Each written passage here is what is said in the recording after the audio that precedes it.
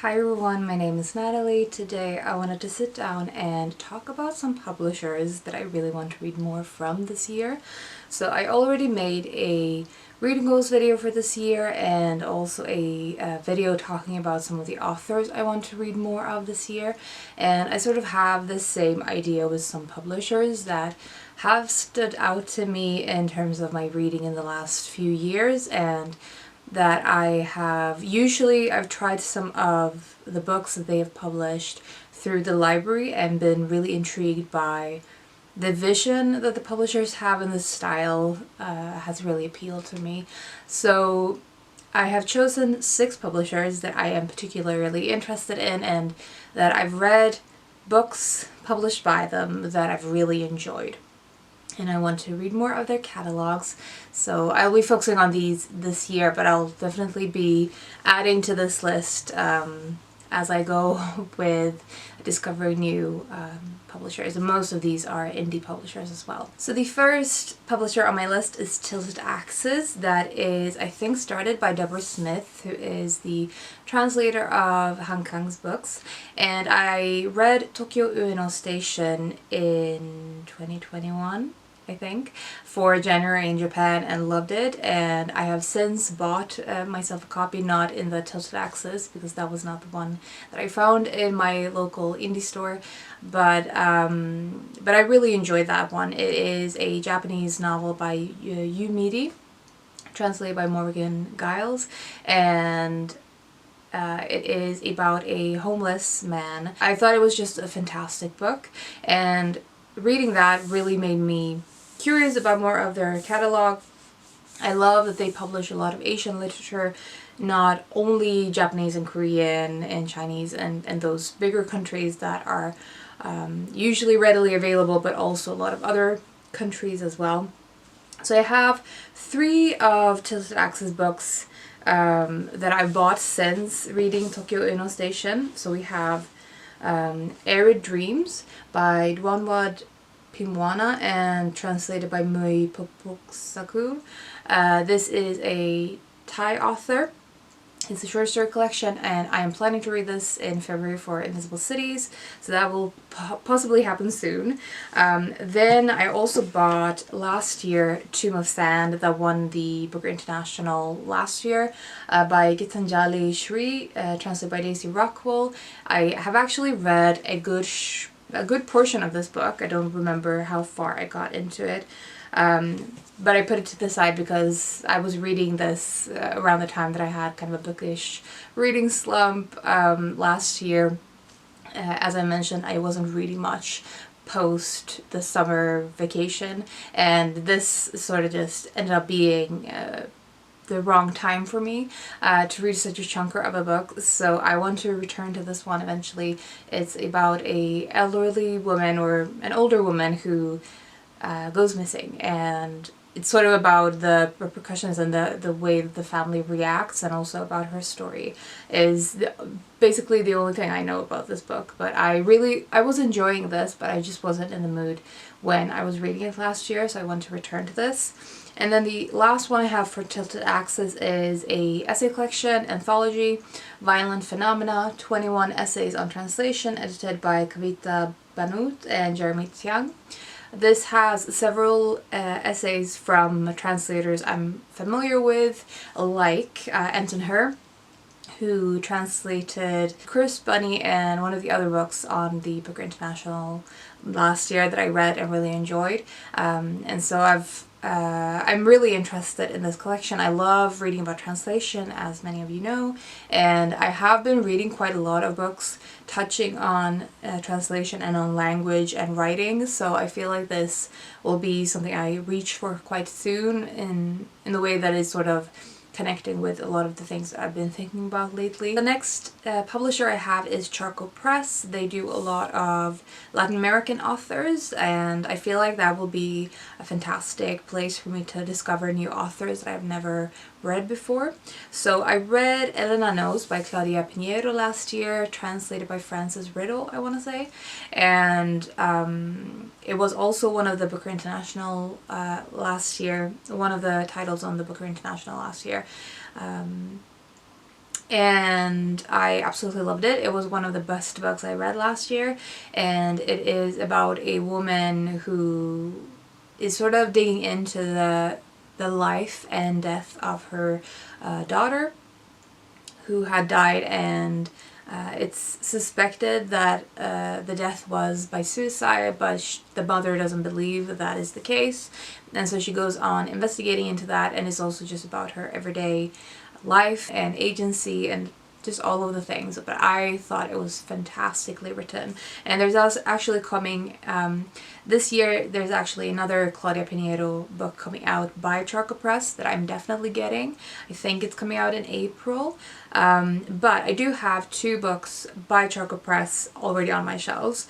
So we have The Adventures of China Iron by Gabriela Cabezon Camara, translated by Fiona McIntosh and Iona McIntyre.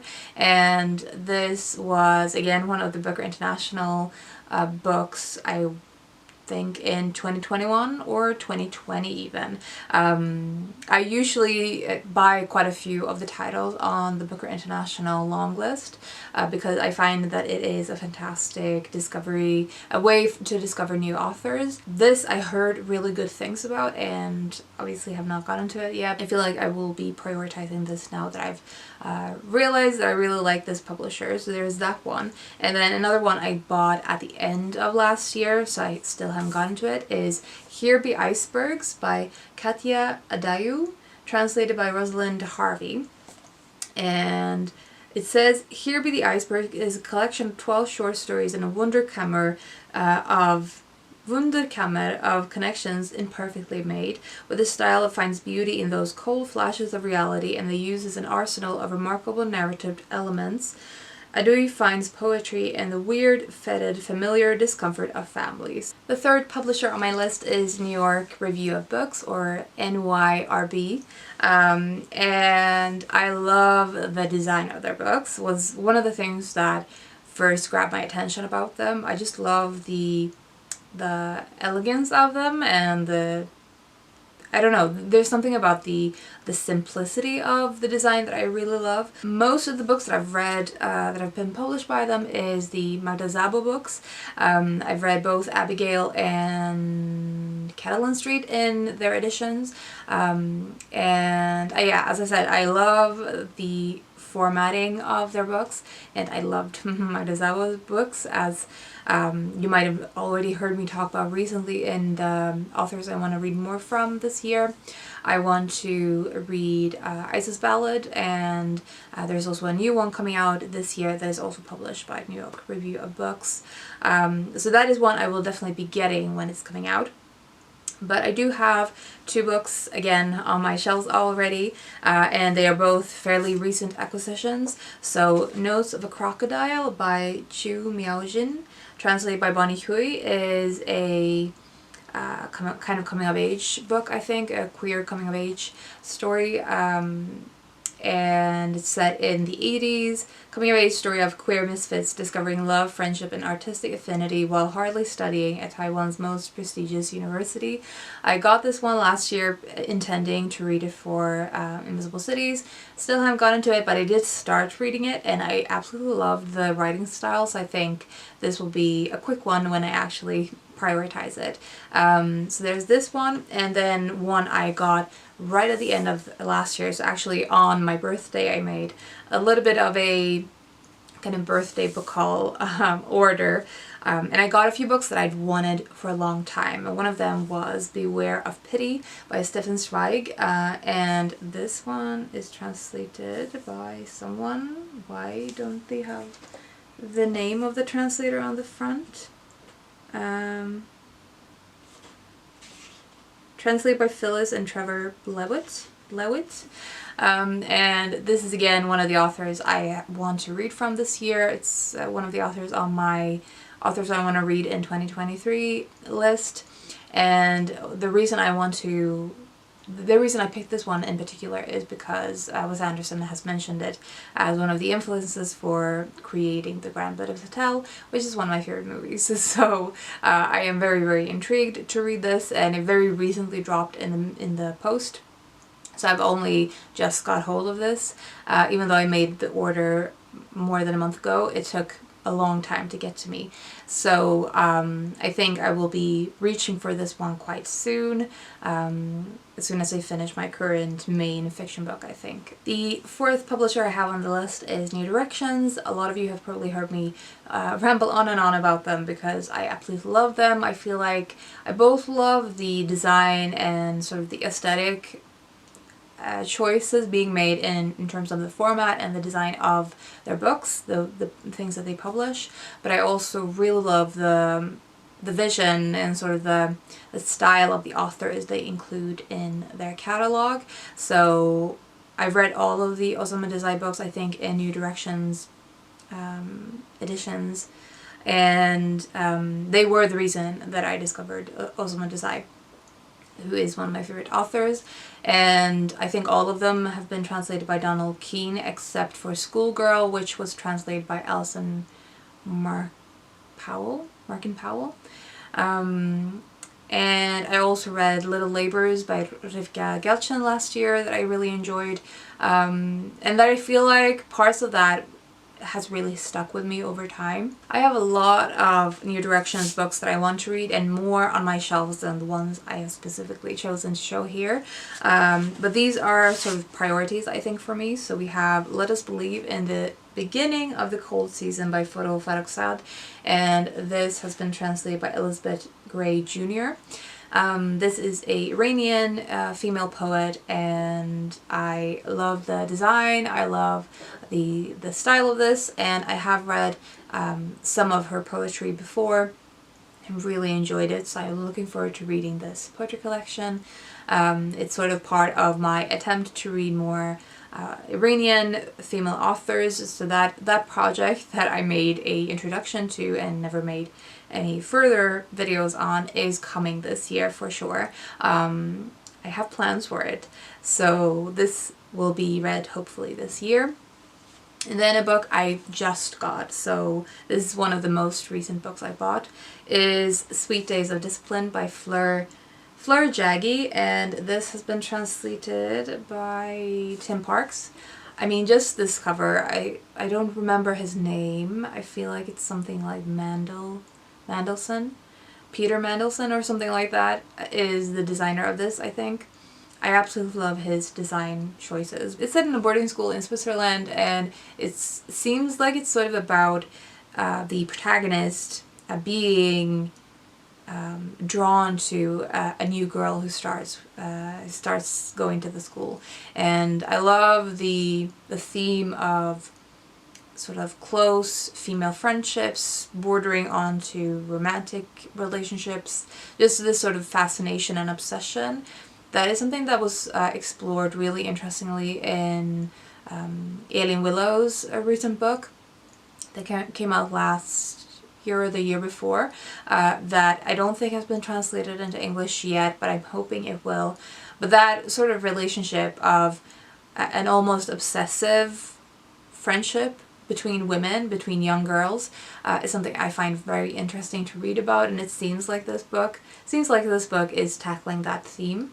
But Fleur Jaggi is one of those authors I wanted to read for ages, and I decided to start with Sweet Days of Discipline, so there's that. The next publisher I have is Feminist Press. They do such amazing work and so many interesting fiction books, but also their non-fiction catalog is so appealing to me.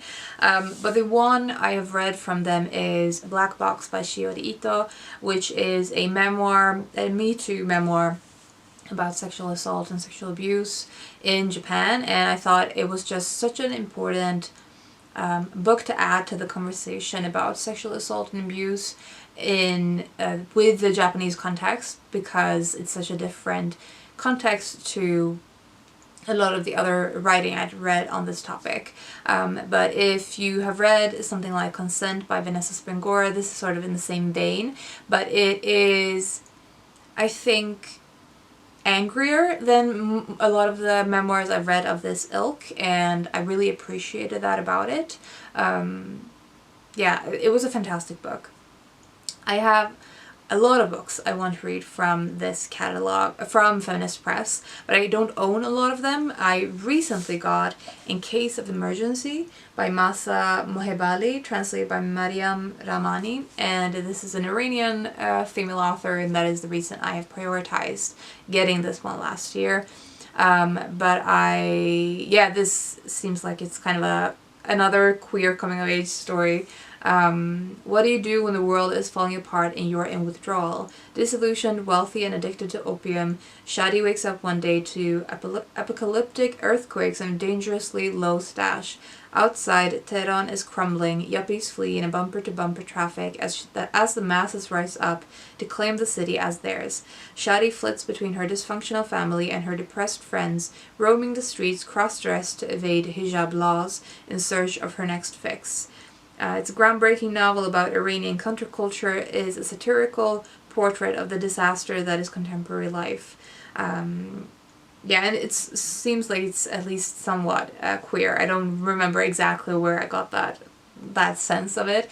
I think I've probably read a description of it online. But this is another one that is very high on my priority to read this year.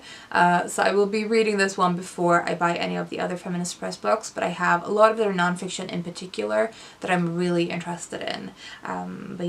Their catalog is fantastic. And then the last publisher I have is And Other Stories, and I feel like this is one of the publishers that I have only dip my toe into. So I read Permafrost by Eva Baltasar, translated by Julia Sanchez. The year that it came out, I read a review copy of it, and it is a very depressing character study, but I thought it was brilliant, and I know that there's another new book coming out by this author, The Boulder I think it's called, that is coming out this year by And Other Stories.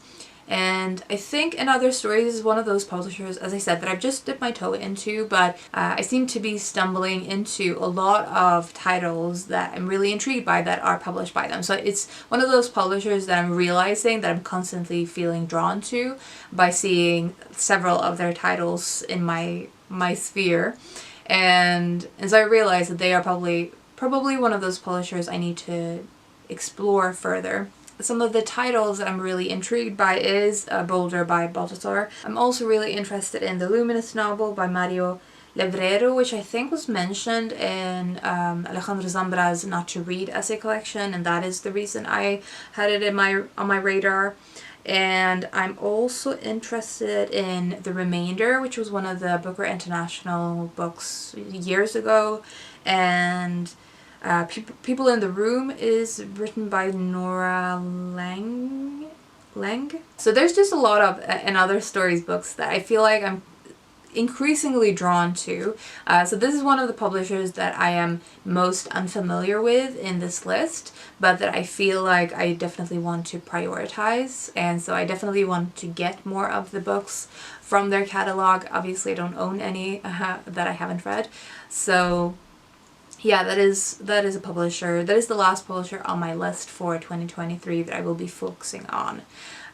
So yeah, that was all I wanted to talk about today. Let me know if you've read any of the books I mentioned specifically, both the ones I've read and enjoyed, also the ones I want to read. Any one of them you think I should prioritize getting to first. Are you interested in any of these publishers, or do you have any other publishers that are sort of on your priority list to explore further this year? I would love to chat with you in the comments. I hope you're doing well and you're taking care of yourselves, and I will talk to you soon. Bye.